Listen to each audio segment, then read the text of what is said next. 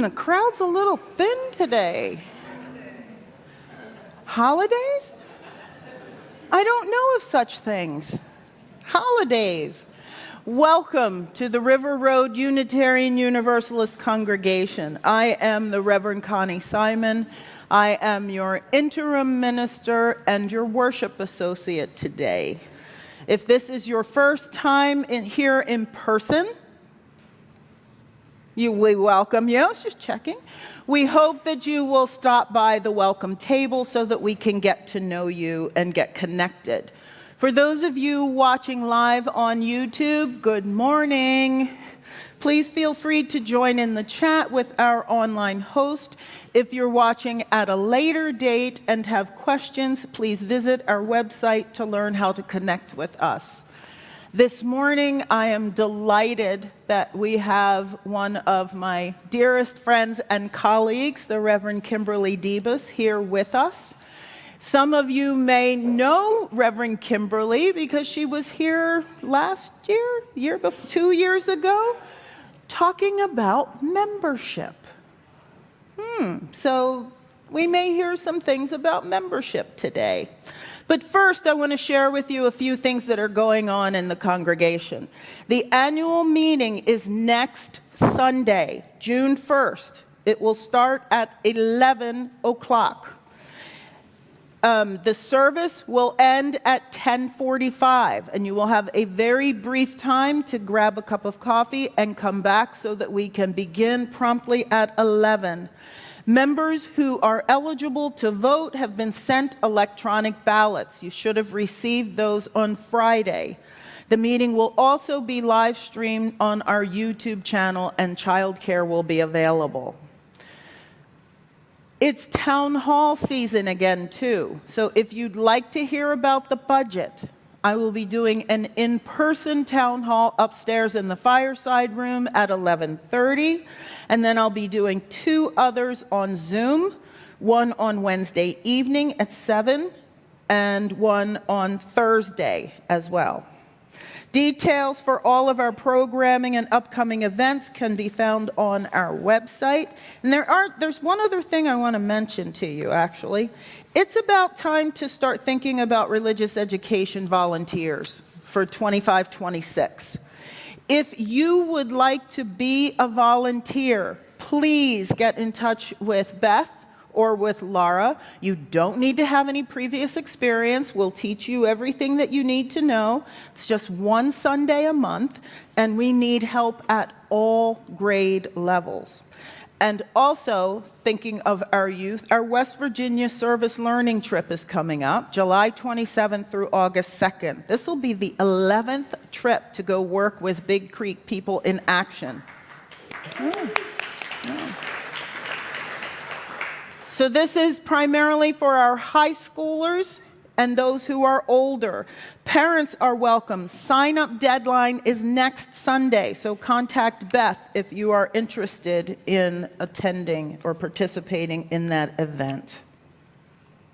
Thank you.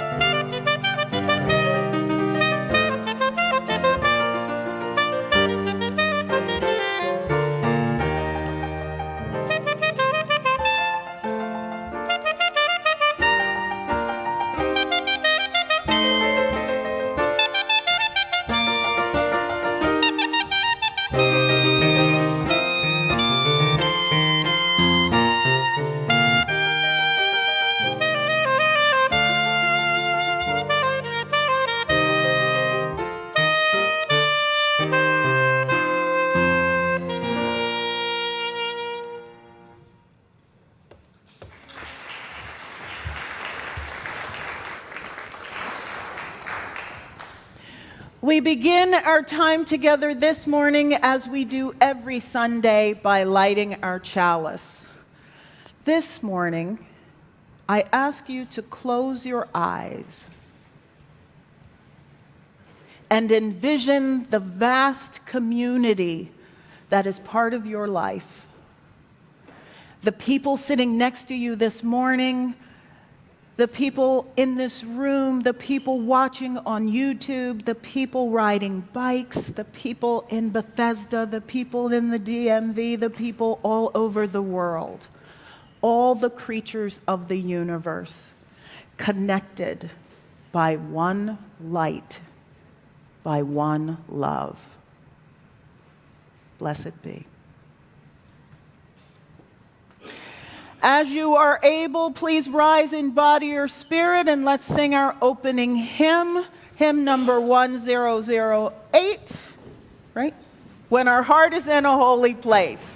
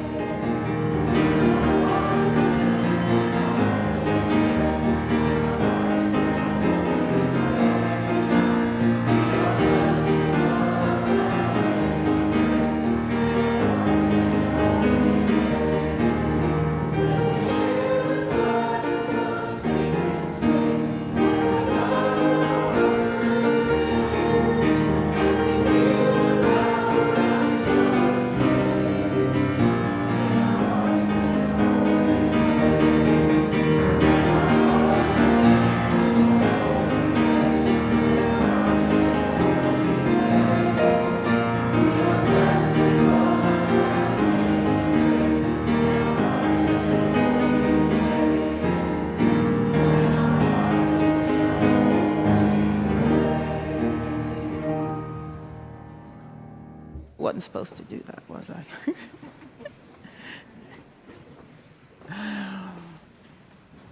There's a wonderful story that I've heard told a few different times in a few different ways, but none more delightfully than by our religious education expert, Liz Roper-Cox, who tells us this story about a neighborhood, a community where something a little bit different happens. This is Daniel Pinkwater's story, The Great Orange Splot.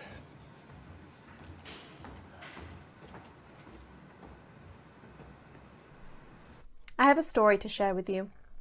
The Big Orange Splot by Daniel M. Pinkwater.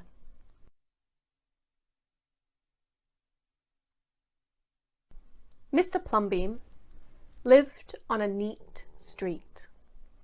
Mr. Plumbeam lived on a street where all the houses looked the same. Everybody liked it that way, and the only thing they ever said was, This is a neat street. Then one day a seagull came flying by, carrying a can of orange paint. No one knows why. And as he went over Mr. Plumbeam's house, he dropped that can of paint. No one knows why, but it left a huge orange spot on his roof. The neighbors started to talk. "Ooh, too bad. Mr. Plumbeam will have to paint his house again." "I suppose I will." But he didn't get to painting his house straight away. He took his time and started to think.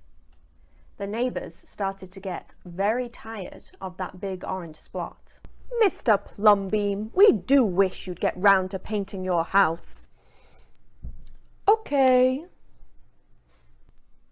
So Mr. Plumbeam got some blue paint and some white paint, and he set about painting at night because it was cooler. He painted the walls, he painted the roof, and he went to get more paint, purple paint, pink paint, green paint, and he painted all night.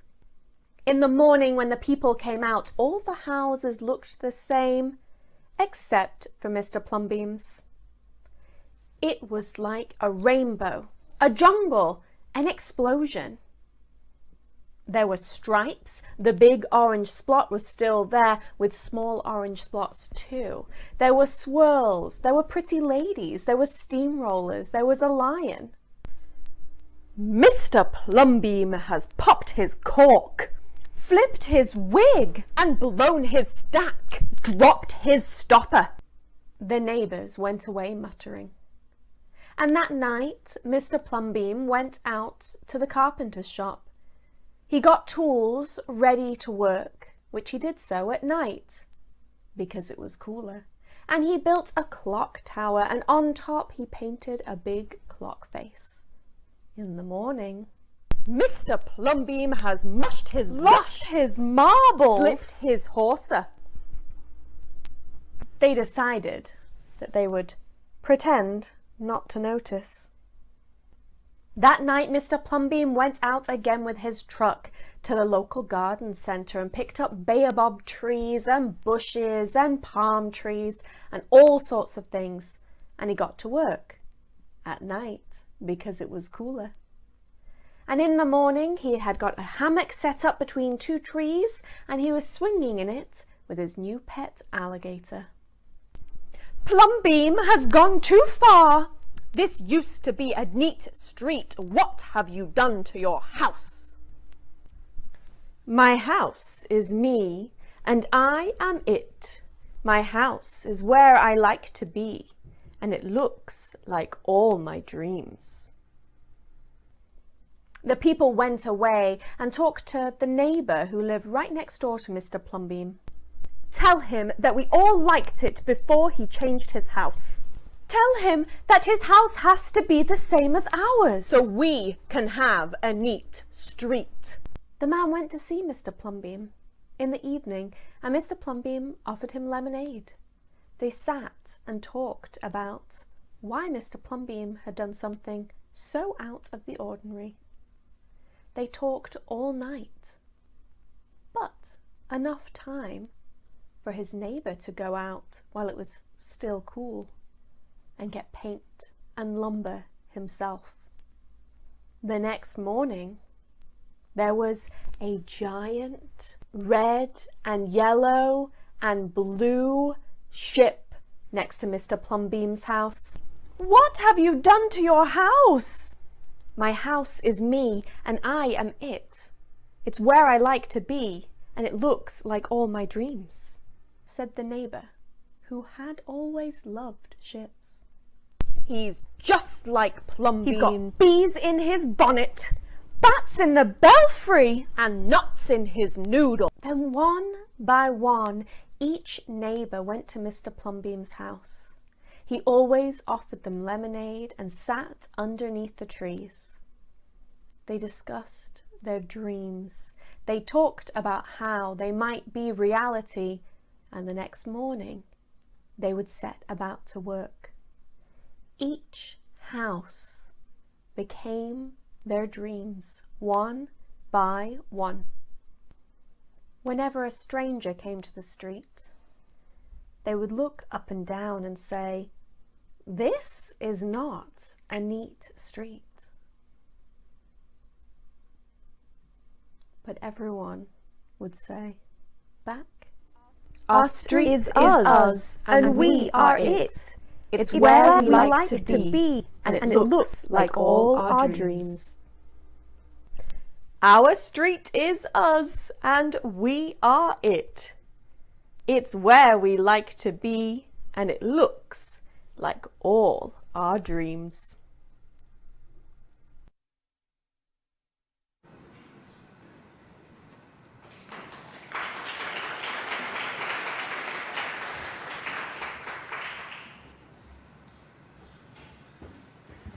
And now, I'd like any children or youth who are here today can join me and go down to room 32 for some Memorial Day activities.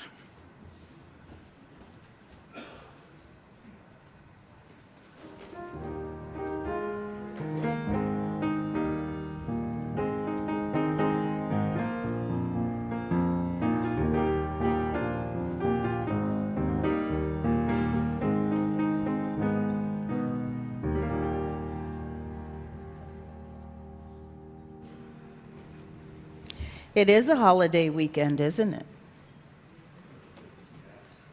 It is Memorial Day weekend. Memorial Day weekend often brings mixed feelings in UU spaces. Sometimes I hear from folks, we can't do anything that honors the military because we are a peace-loving people. And yet, so many of us have had brothers and sisters and siblings and dads and grandpas and uncles and aunts and grandmothers who served in the military. And so this weekend, I ask that we extend some grace, that we be open-hearted, and take a moment to remember those who lost their lives in the military, who lost their lives in action.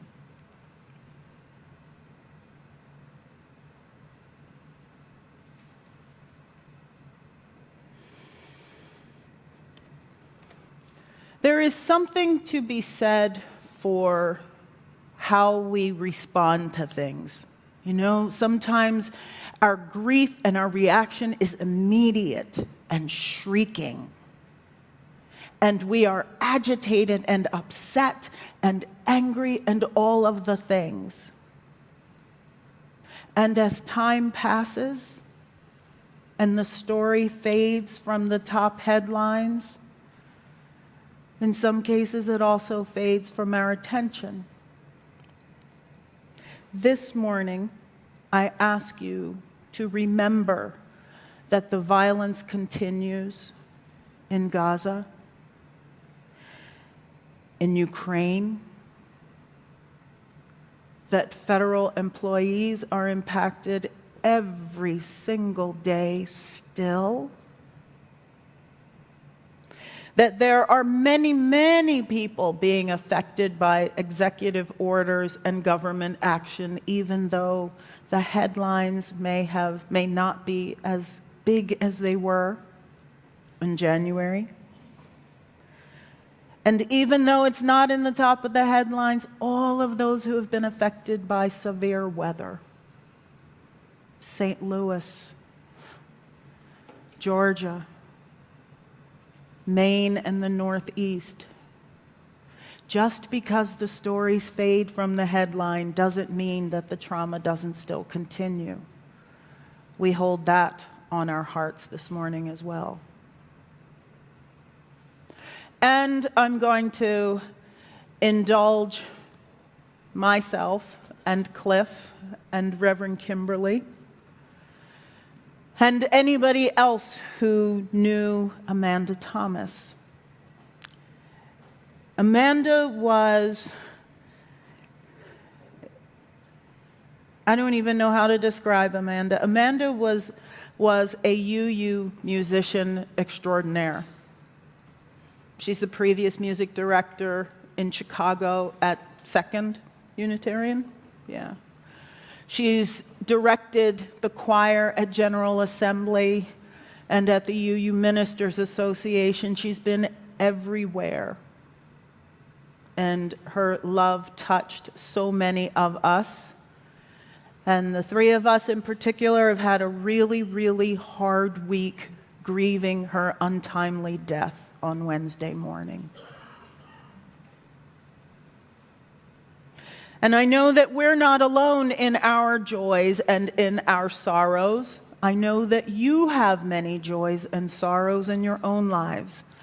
So in this moment, I invite you to speak them into the space.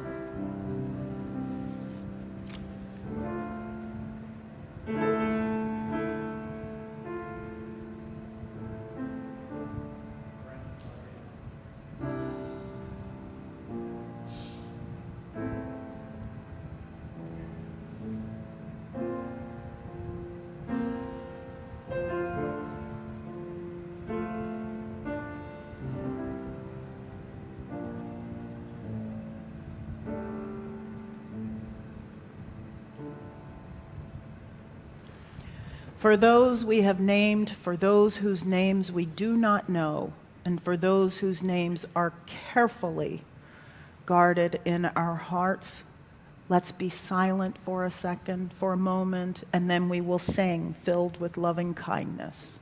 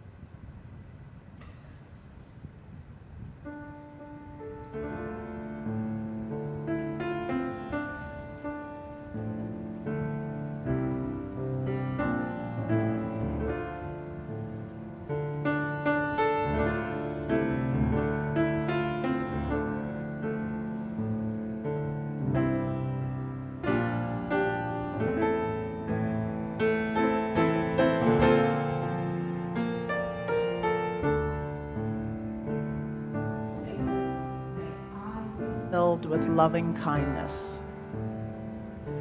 May I be filled with loving kindness.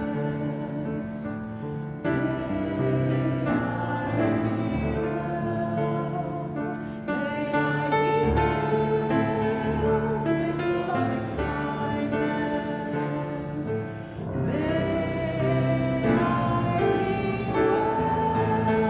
May I be filled with loving kindness. May I be May you be filled. May you be filled with loving kindness. May you be well. May you be filled with loving kindness. May you be well. May you be peaceful and at ease. May you be well. May we be filled. May we be filled with loving kindness. May we be well. May we be filled with loving kindness.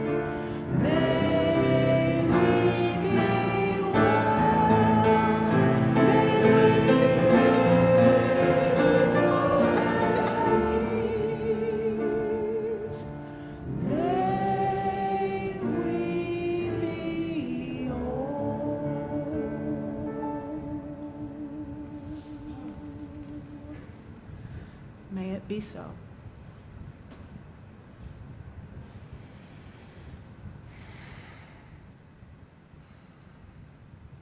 Need a breath after that one.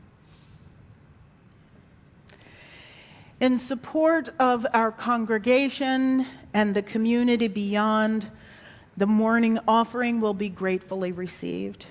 We do so mindful of the fact that we draw water from wells we did not dig. We pick fruit from trees we did not plant. And this is as it should be, so long as we dig and plant for those who come after. If this is your first time visiting, please feel free to let the basket pass you by. Your presence is your gift to us.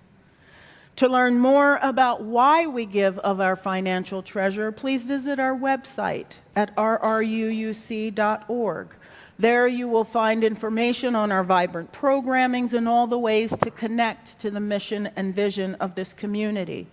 You can also give there on the main page by clicking the blue Give Online button. You can text to give. The text to give number is 73256. Again, that's 73256. Type RRUUC and the amount you'd like to give.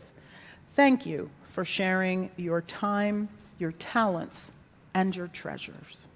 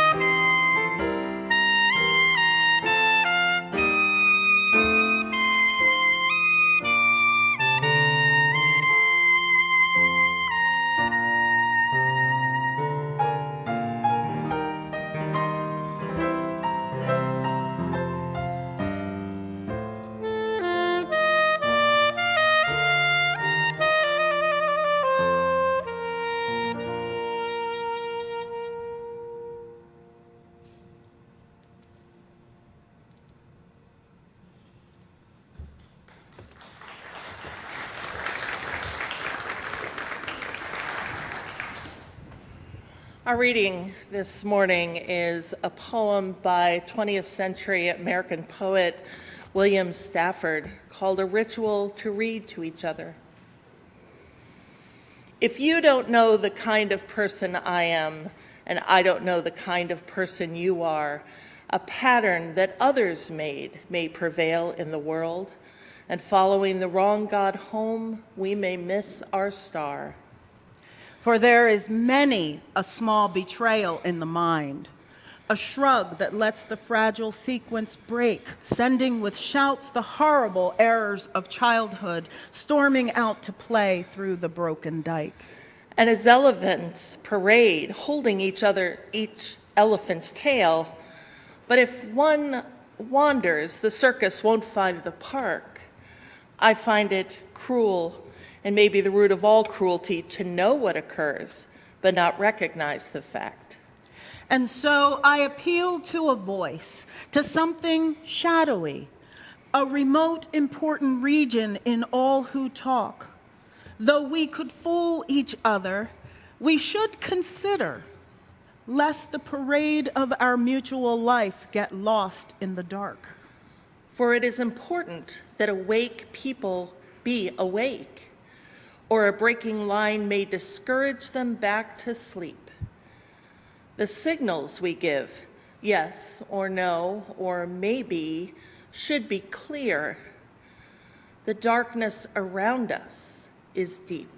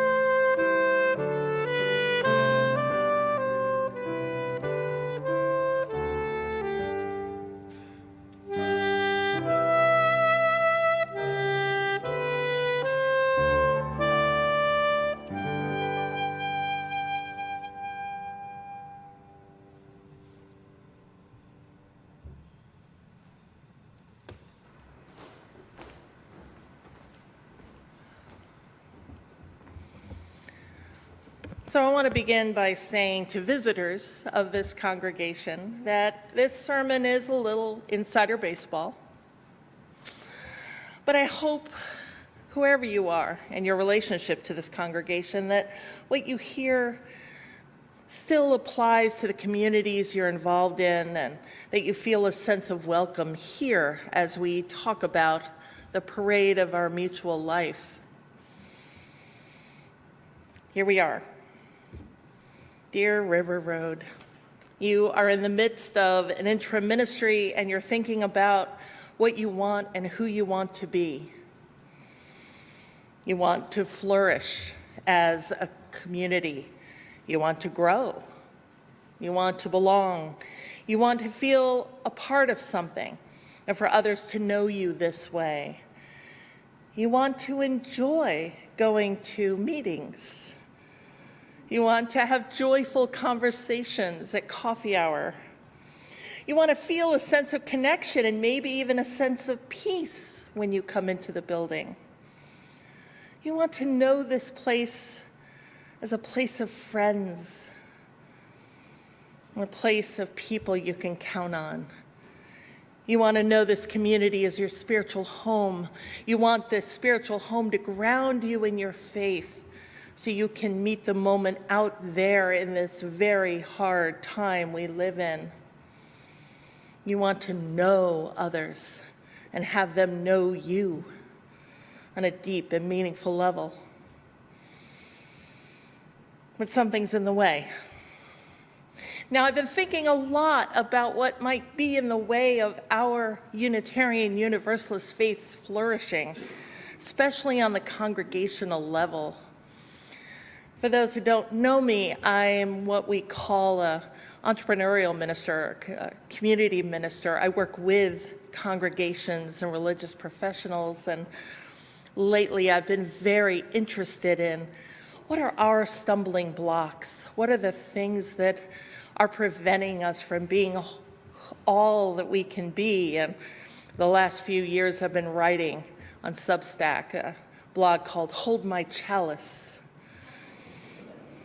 And the name is exactly what you think it means. But I write with a little humor, a lot of truth, some snark, because I love our congregations. We are not clergy and religious professionals that come up fully grown and thrust upon you. We come from our congregations. I love that we grow together in our faith, and some of us serve as lay leaders, and some of us serve as music professionals and clergy and educators, and go on to do amazing things, and sometimes just teach in our congregations and work on various committees and do good work. Our communities matter, and I love the power of these congregations, these smaller communities, to make real change and be beacons of hope. In 2023, your former minister, the Reverend Nancy MacDonald Ladd, asked me to do a couple of summer services for you, talking about how churches get stuck in old patterns and some ways to get out of our ruts.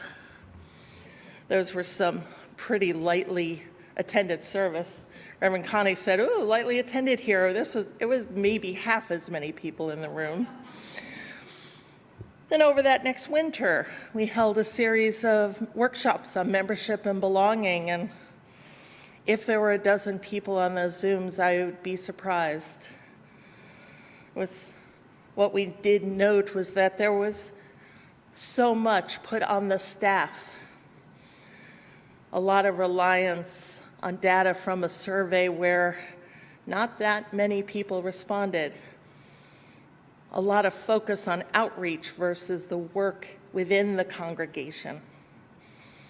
Now, I'm not so sure what happened with all of those conversations, except Reverend Nancy became the UUA's communications director, and now you're nearing the end of year one with the fabulous Reverend Connie Simon. And my conversations with Reverend Connie are not terribly unlike those that I had with Reverend Nancy 2 years ago. So something of what I did with you didn't exactly work. And I don't blame you. I mean, there weren't that many people at the summer services or the workshop. And there were transitions. Reverend Amanda left. Nancy left. But I also think there's a lot we need to do that isn't the hard work of change, because life keeps happening and holidays keep happening and the world is still on fire, and the ministers who guide our congregations, not just here but in other longer-term relationships, also have to balance all those things with the work of change. And honestly, I can't always say exactly what needs to be said, because there's so much to balance and relationships to maintain. Or they say it through story and metaphor and hoping the meaning gets through somehow. But often it is heard by the people who are listening for it, but not the people it's meant for. Excuse me. And there are things a minister in relationship with you just can't say. That's what I'm for. So I'm here to make some things plain, including explain some of the metaphors we've experienced already this morning. So first, I want to talk in a very literal sense about welcome. I have long said in the worship training retreats that I lead that worship starts at the entrance to the parking lot, by which I mean how easy is it for people to know where you are when they're driving down the street. Now, I noticed this morning you do a pretty okay job with that. Your sign is big, your Black Lives Matter sign is big, and your front door is pretty clear too, although I wished for more accessible parking right at your entrance. Now, this is something I will say that not a lot of congregations are very good at. There's a place in Poughkeepsie where there are about 7 or 8 different doors, and none of them are very clear which one is the main entrance. And I was going to preach there, and I didn't know where to go in, and all the doors were locked, and I had to wait for a while to see a group of people who didn't look like they were carrying in food into the kitchen to figure out where the front door might be. You're much better than that. But your entrance doesn't tell me a lot. It's a pretty empty space.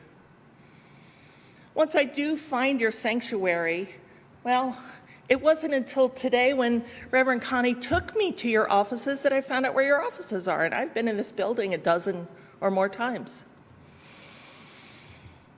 Anyway, in that conversation on membership last winter, more than one person noticed how disjointed fellowship space is from worship space. That it's so easy to just leave. That there's no natural flow. Church historian and church architecture historian Richard Keffer writes that in the modern congregational space, there should be an atmosphere of hospitality, of invitation to celebration, and everything in the church, its proportions, the arrangement of its furnishings and its decorations, should be designed with this hospitality and celebration in mind. Now, that's not saying that there aren't some cool things about this building. There are. But I don't get that sense of hospitality here. Where are your signs that show me where to go to celebrate? How is the flow? How are you using your space as an invitation to hospitality? And once someone is in your doors, are you actually welcoming? I mean, we can say all day long we're welcoming. All are welcome. But if we're not willing to actually listen to another experience, like the person at the membership workshop, who told me I've been a member for over 5 years and I don't feel like I belong, if we don't listen to them and hear the truth of them, maybe we're not so welcoming. And if we're not willing to give up our need to be right to consider that somebody else may be right, maybe we're not so welcoming. Now, to push you even further, this week I read a quote from the liturgist, Reverend Dr. Claudio Caravelis, who said, if we aren't making sure that everyone in our community is fed and clothed and housed and has health care, we aren't welcoming and we aren't actually doing the work of the church. Now, that's a lot to ask, and isn't that what our shared values are calling us to? But when our heart is in a holy place, we do listen with that loving mind. We do hear not just what people have experienced, but what they need. And more when our heart is in a holy place, we respond to that need. We don't just say someone should do something. We do it. For the West Wing fans out there, you probably know where I'm going. There's a segment where some veterans ask the president about how they get help for a new wheelchair for one of their fellow veterans. And the president says, we gotta fix the VA. And his aide says, the guy just needs a wheelchair. Yeah, sometimes the guy just needs a wheelchair. And look, okay, you have staff and that's great. I serve part-time with a small congregation in Carroll County, the Cedarhurst Unitarian Universalists. They have a very part-time virtual admin in Long Beach, California, and me. We're all the staff they have, so they have to do pretty much everything. You have the benefit of a great staff. But when you rely on staff for everything, you're consumers. This becomes not your spiritual home. It becomes not that much more important than the Starbucks where you get your coffee every morning. Sorry, gasp all you like, but congregations like this require your investment of your time and your talent. And the only way that investment can really happen is if you know the people, care about their stories, their interests, their needs, and their own talents, their spiritual journeys, their lives, and do something. Do something. When your hearts are in a holy place, you become the heartbeat and the action of this spiritual home. Stafford's poem begs us to know one another and communicate clearly, because if you don't know the kind of person I am and I don't know the kind of person you are, we may miss our star.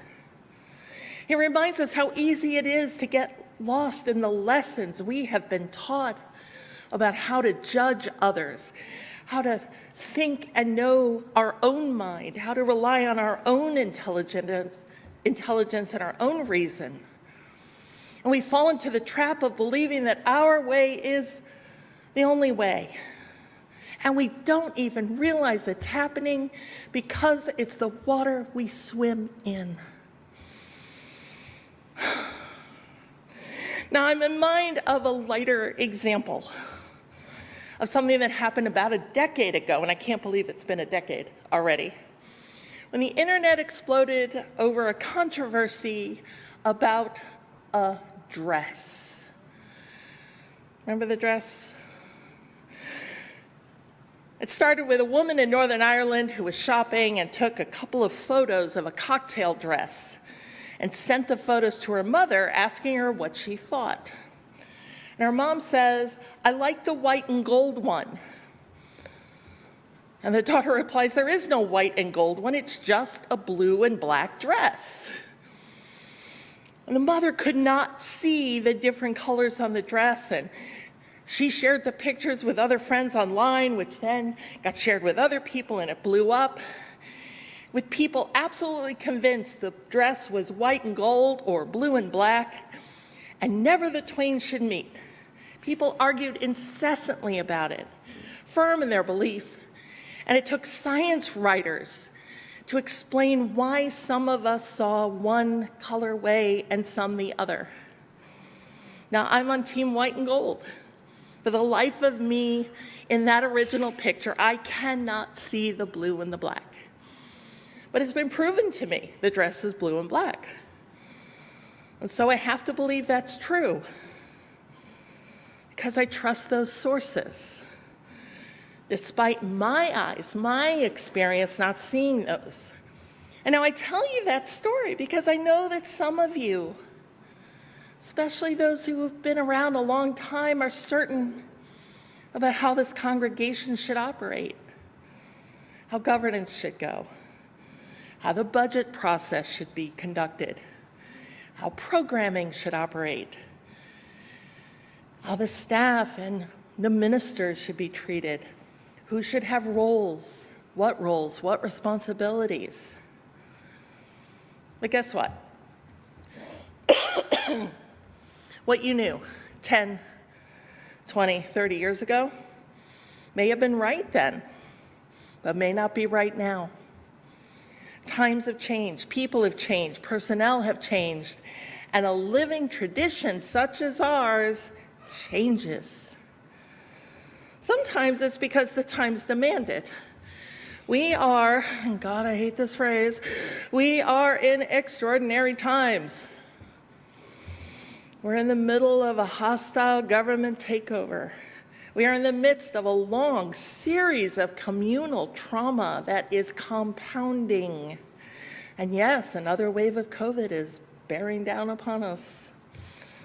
Now, for some in this room, communal and generational trauma is over 400 years old. For some, it's well over 100. For some, it's less so. But what we're going through now will be passed on to our children and grandchildren and great-grandchildren. We have to be more agile and more collaborative if we're going to get through. So it means letting go of what we used to know and listening to what we need to know now. I mean, let's get real. If we held on to what we knew about medical science from even 20 years ago, some of us wouldn't be in this room today. So maybe it's okay that our ideas of how we do things on an organizational and interpersonal level changes too. And also, let's be clear, this is not about having change thrust upon you, although, well, it is a little. Change works best when you are willing to be changed. We watched the delightful Liz Roper Cox tell the story of the Big Orange Splot. In that story, the town changed not because that man forced everyone to paint their homes, but because he shared his story, his heart, and he lived his life out loud, and his neighbors softened their hearts and were willing to be changed and live theirs out loud too. They were willing to be changed. You have to be willing to be changed.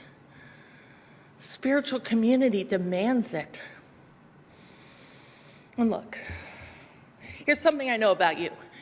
You had a solid ministry with one of the most dynamic pastors in our denomination. And you brought in an incredibly vibrant assistant minister with great ideas and great compassion. Now you have who I consider one of the top interim ministers in our faith.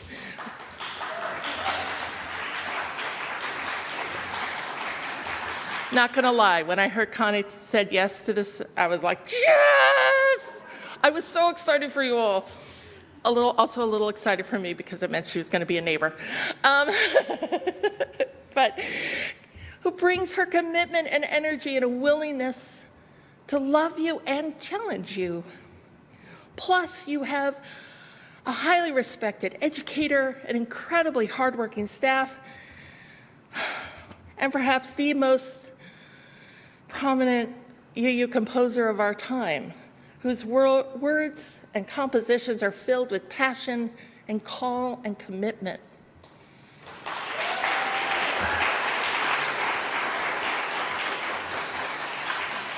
And just because you have or have had these great people doesn't mean the work has been done for you. You cannot watch the parade of our mutual life pass you by. You cannot rest on your laurels. You have to do the work. You have to be engaged in the change you want to see in this place. You have to be willing to be the change and be changed. You have to be willing to say, I don't have all the answers, and maybe somebody else does. You have to be willing to say, I may be comfortable, but maybe not everybody is, and find out why. And then be willing to put in the work so that everybody can belong. You have to be willing to do more than just wish it was different. You have to be willing to inspire a sense of belonging for other people. You have to be willing for all of this not to be handed to you. You have to be willing to not always be right in favor of being in community. You have to be willing to listen to the ideas that aren't yours and the ways of doing things that are unfamiliar. Because if you aren't willing, you aren't engaging. And if you aren't engaging, you're not a living tradition, you're a dead one. And I don't think River Road is a dead congregation. Oh, and if you heard all that and you thought, oh, that's a word somebody else needed to hear, it was for you too. Even the most active leader needs the reminders because we get stuck in our own ruts. We can be so proud of our big orange spots and be sure everybody hears us that we forget occasionally to examine what we're doing. This message is for everyone who loves a community that can't seem to get out of its own way. This is not a consumer service. This is a shared religious, spiritual home. You have to participate.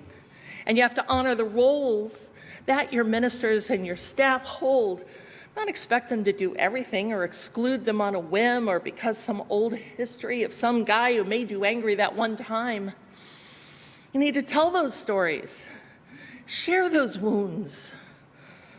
Not going to hurt anybody to share the stories. Talk about why some policies and behaviors and traditions exist. Find out why they're still necessary. They might be. Reverend Connie is in some ways an archaeologist, uncovering that which has been buried under memory and habit. There are reasons we do some of what we do. I think about the congregation that had a 8-step process to get a check cut. And that was for checks under $300. There's a story there, right? There are stories. Why do we do what we do? Why does the process look like it does? Why do we go to certain rooms for certain things? Why do we include certain people for certain things? Why do we not get involved in certain tasks? Ask why. What are we doing? Get out of the habit.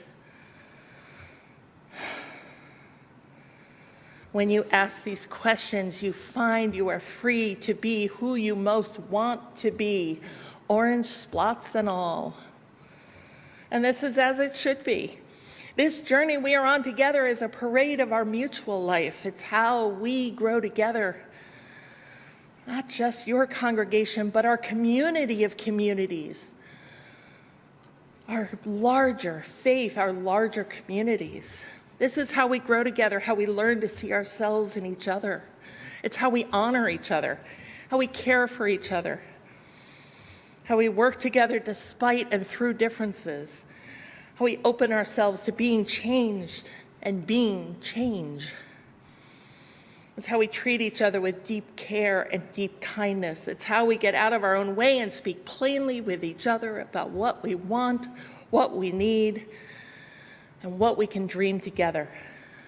This faith, this amazing Unitarian Universalist faith, is a religion guided by many theologies, bounded by this set of shared values with its people as varied as we can imagine, collaborating together in these congregations meant to build spiritual homes that thrive in mutuality, to enact those shared values in the world and amongst each other, with love at the center.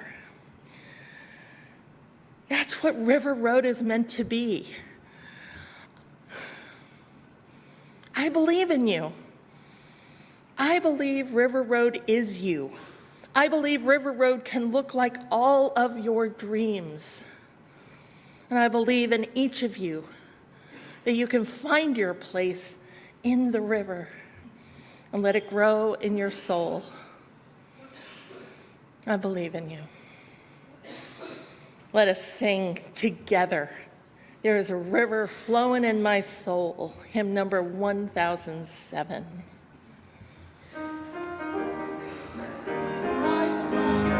As you're willing and able.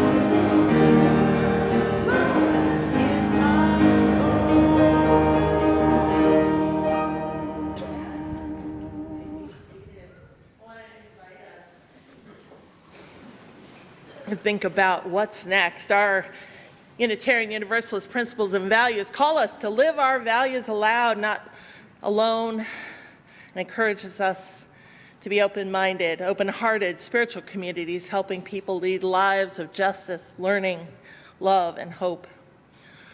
Here are my invitations to you. The first, and this may be hard, enter the building as if for the first time. Wonder about what you see, where to go. Imagine you've never been here before. Do you know where to find the sanctuary, the offices, the restrooms? What does it feel like? And then talk to someone you don't know well about their first time visiting here. What did they like?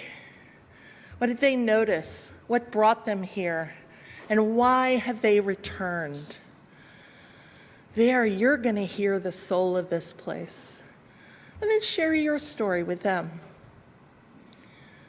What is it that makes this place special to one other person?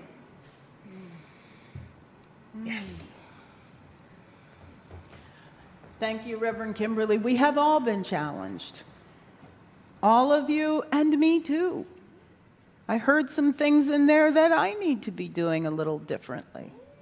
We'll explore some of those together. But for now, we bring the worship portion of this morning to a close by extinguishing our chalice with these words by Elizabeth Sell Jones. Together we say, we extinguish this flame, but not the light of truth, the warmth of community, or the fire of commitment. These we carry in our hearts until we are together again. Amen. Our closing words come from the poet, the Irish poet, John O'Donoghue. May we have the courage to take the step into the unknown that beckons us. Trust that a richer life awaits us there, that we will lose nothing but what has already died. Feel the deeper knowing and assure of all that is about to be born beyond the pale frames where we stayed confined, not realizing how such vacant endurance was bleaching our soul's desire. Go in love, go in joy, go in peace.